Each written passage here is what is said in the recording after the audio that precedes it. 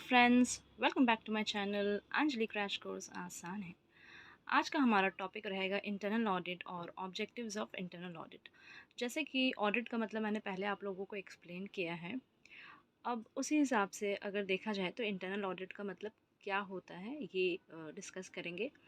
लेकिन उसके पहले मैं आप लोगों को ये बताते चलूँ, इससे पहले मैंने और भी टॉपिक कवर किए हैं ऑडिट के। ठीक है, तो अगर आप लोग इस चैनल पे नए हैं तो पहले प्लीज़ जा कर के आप लोग दूसरे वीडियोस देखिए। उसके बाद यहाँ पर ये वीडियो आप लोग ऑन करके देख सकते हैं। अभी पॉज करके तुरंत चले जाइए, पहले सारे वीडियोस देख लीजिए, उसके बाद इंटरनल ऑडिट पढ़ना अच्छा रहेगा। Right, so without wasting a time let's get started.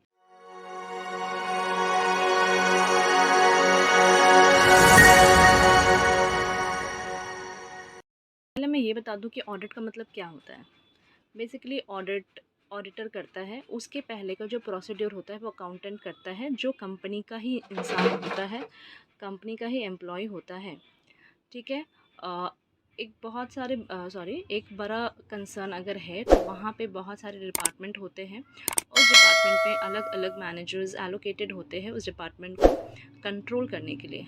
और जैसे जैसे ट्रांजैक्शन होते रहता है वैसे वैसे वो सारा रिकॉर्ड करते जाते हैं, जिससे कि कोई दिक्कत ना पड़े। ठीक है, तो क्या होता है, सपोज़ कीजिए किसी तरह का कोई डिपार्टमेंट है तो वहाँ के जितने बिल्स मिल रहे हैं वो सब क्या हो जाता है, रिकॉर्ड किए जाते हैं, रिकॉर्ड करते हैं। ठीक है, अब क्या होता है, अब रिकॉर्ड करके या फिर रिकॉर्ड तो हो गया, एक अलग चीज़ हो गया। ठीक है, अब उन लोग क्या करते हैं, देखते हैं, मतलब कि देखिए एक बिजनेस फर्म है तो वहाँ बहुत सारे डिपार्टमेंट्स होते हैं, बहुत सारे डिपार्टमेंट्स के लिए अलग अलग मैनेजर एलोकेटेड होते हैं। ठीक है, तो अब वो सारे मैनेजर्स मिलकर के एक जो हेड होता है उन लोगों का, उनको रिपोर्ट करते हैं। अब वो इंसान का काम होता है देखना कि कहाँ पे कुछ कमी रह जा रहा है कि नहीं, सारे काम अकॉर्डिंगली हो रहे हैं कि नहीं, जो बजट प्रिपेयर किया गया है उसके अकॉर्डिंगली काम चल रहा है कि नहीं। ठीक है, तो ये सारा काम हो जाता है वहाँ के एम्प्लॉयज़ का, जो अकाउंटेंट होते हैं या फिर मैनेजर जो भी कह लीजिए। तो वो उस हिसाब से अपना जो फर्म है उसका भाग दौड़ संभालता है। इसी को क्या बोला जाता है, इंटरनल ऑडिट। अब हम लोग बुकिश लैंग्वेज में देखेंगे, लेकिन इसको बताने से पहले मैं एक चीज़ और बता दूं आप लोगों को।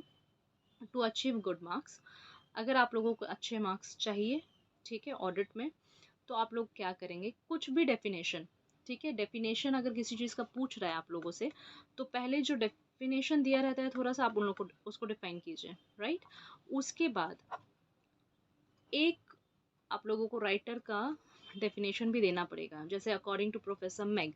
अब इन्होंने क्या बोला, इसमें अटैच करना पड़ेगा। और ध्यान रखिए ये इन्वर्टेड कॉमा में है, इसका मतलब होता है एकदम सावधानी से जैसा लिखा है सेम टू सेम आपको वैसा ही लिखना पड़ेगा।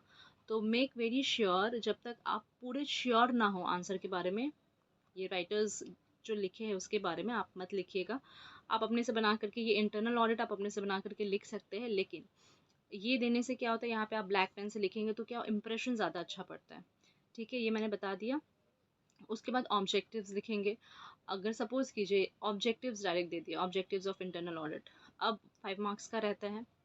ठीक है, 5 मार्क्स या 10 मार्क्स जो भी, तो उसमें क्या करना होगा, अच्छे मार्क्स स्कोर करने हैं अगर तो ऑब्जेक्टिव्स लिखने के पहले आपको थोड़ा सा डिफाइन करना पड़ेगा कि इंटरनल ऑडिट किसको कहा जाता है।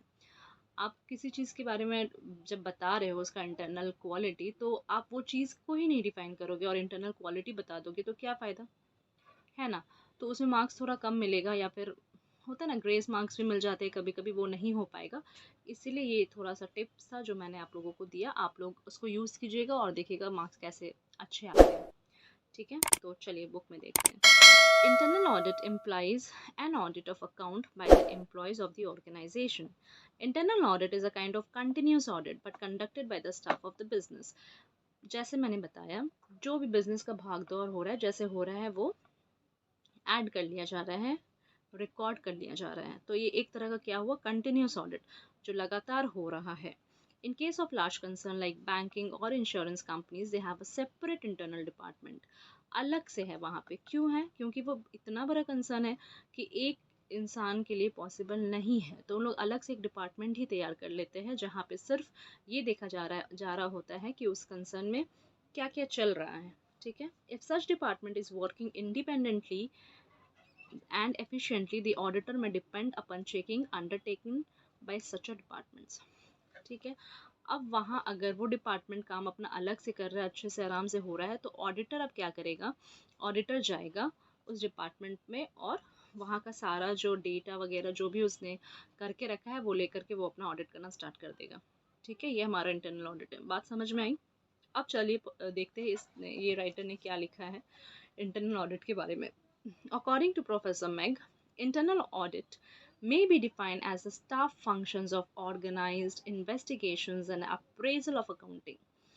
ठीक है, ये बोल रहे हैं कि जो वहाँ का जो स्टाफ होता है उन लोग इन्वेस्टिगेट करके ये देखना चाहता है कि जो वहाँ पे हो रहा है, जो भी ट्रांजैक्शन चल रहा है, काम हो रहा है, वो प्रॉपरली ऑर्गेनाइज वे में हो रहा है कि नहीं। ठीक है, appraisal of accounting financial and operating activities with in a company for the purpose of top management in efficient administrations of the enterprise.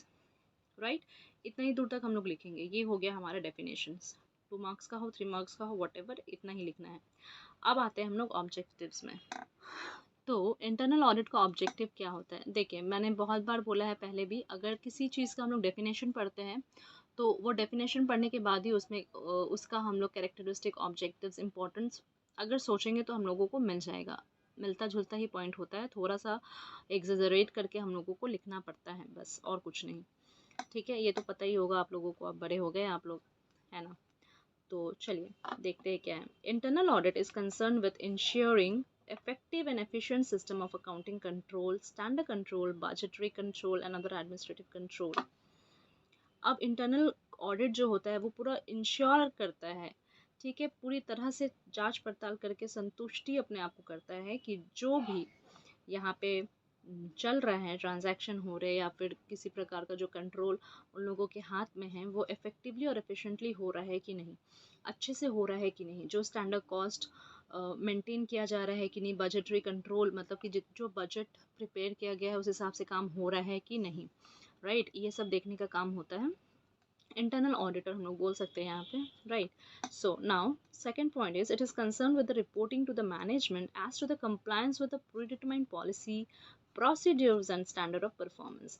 अब ये क्या होता है, जो मैनेजमेंट है उसको क्या करना पड़ेगा, आपको तो रिपोर्ट करना पड़ेगा कि आप जो आपके अंडर काम हो रहा है वो प्रॉपरली मेंटेन हो रहा है, सारे पॉलिसीज़ सारे प्रोसीड्यूर जो आपका स्टैंडर्ड परफॉर्मेंस सारा मेंटेन हो रहा है। ठीक है, ये किसको रिपोर्ट करना पड़ता है, मैनेजमेंट को।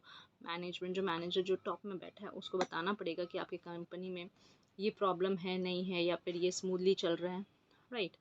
अब नंबर 3rd पॉइंट है it ensure proper accounting and custody of business asset.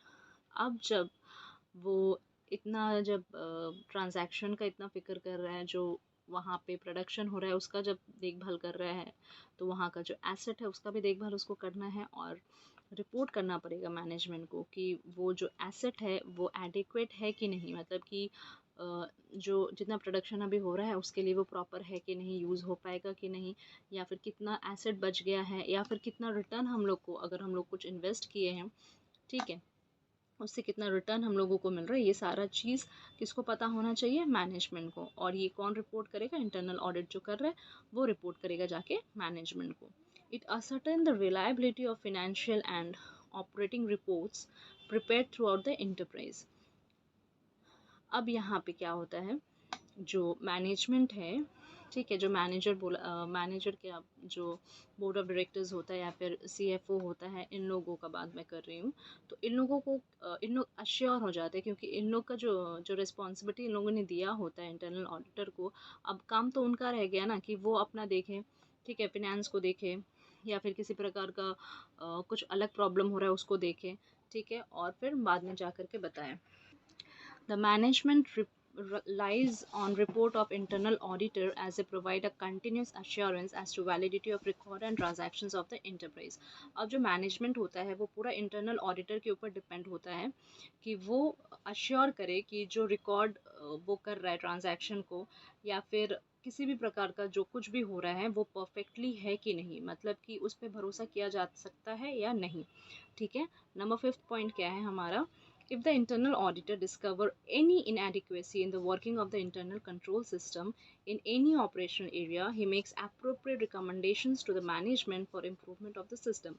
अब यहाँ क्या होता है, अगर किसी भी प्रकार का कुछ इनएफिशिएंट काम हो रहा है या फिर ऐसा कुछ हो रहा है जो ठीक नहीं है, ठीक है, तो वो क्या करेगा, वो जा कर के टॉप मैनेजमेंट में जो बैठा है उसको जा कर के बताएगा कि सर यहाँ पे काम प्रॉपरली नहीं हो पा रहा है, इस जगह पे इस चीज़ का रिक्वायरमेंट है। तो वो सारे रिपोर्ट्स क्या करेगा, मैनेजर को जा कर के देगा और वो at the end of the day क्या करता है, उसको शॉर्ट आउट करता है। इस तरह का ये हो जाता है हमारा इंटरनल कंट्रोल। तो यहाँ पे हम लोग देखेंगे कि इंटरनल कंट्रोल का जो क्या बोलते हैं उसको, इम्पोर्टेंट या फिर एडवांटेज बोला जाए या फिर ये इम्पोर्टेंस जो होता है वो बेसिकली इंटरनल ऑडिटर का ही होता है।